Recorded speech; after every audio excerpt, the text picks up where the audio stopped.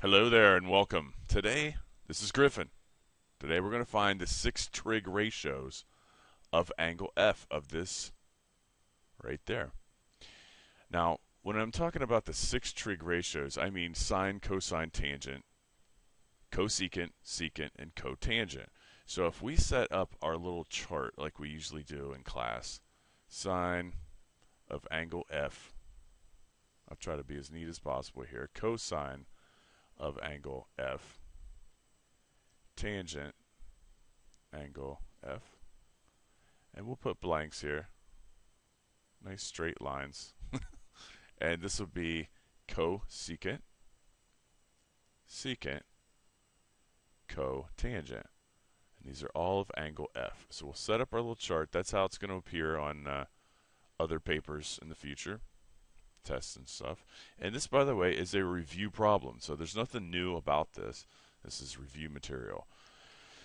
When I was doing this morning, a lot of people thought, well, first thing you need to do is find angle F, and that's not what we're doing here. We could easily find how many degrees are in angle F, but that's not what we're doing.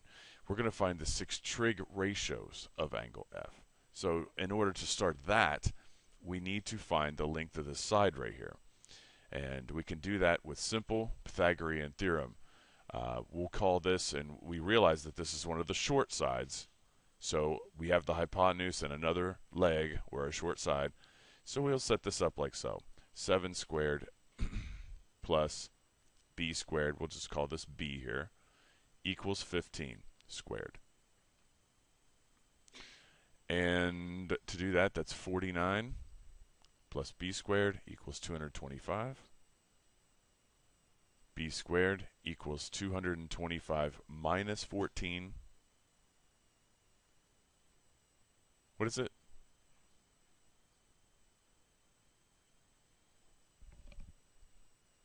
What is... Oh, did I say 14? Sorry. 49. So 225 minus 14, or 49. I did it again. That's okay. What is it? 176. Okay. Thank you. That took forever. I should have just hit the buttons. Now, you don't want to call it... Now, of course, we got to square root this. I was relying on somebody to give me answers there, but that's okay.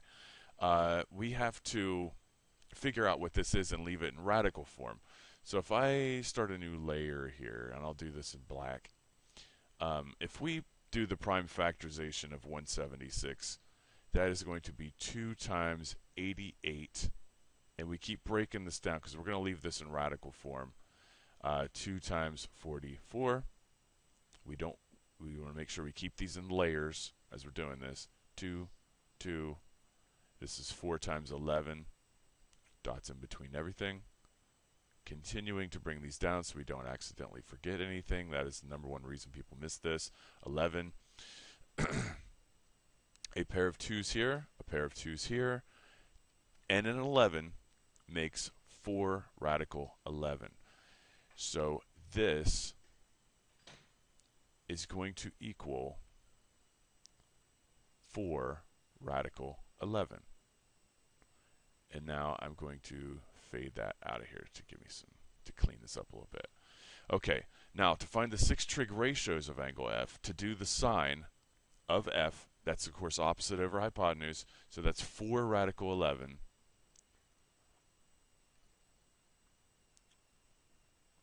over the hypotenuse, which is 15.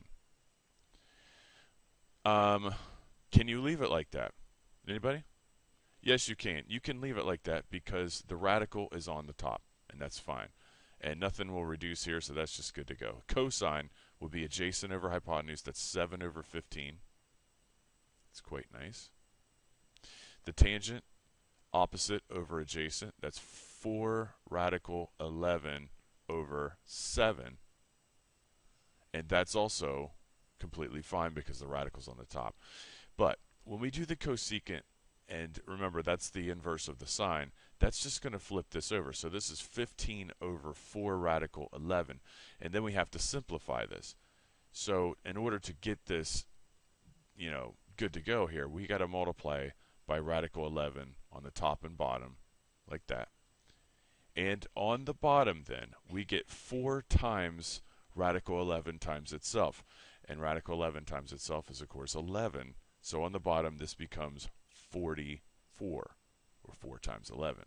On the top, 15 radical 11. And we'll circle that because that is the cosecant ratio.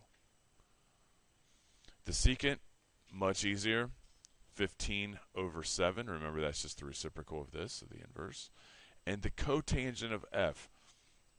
Now, I ask you, can you do this? Can you guys do this in your head? Can you do this step in your head for this problem? If you did, it would be 7, you tell me, over, right, excellent. So these are the 6 trig ratios of angle F.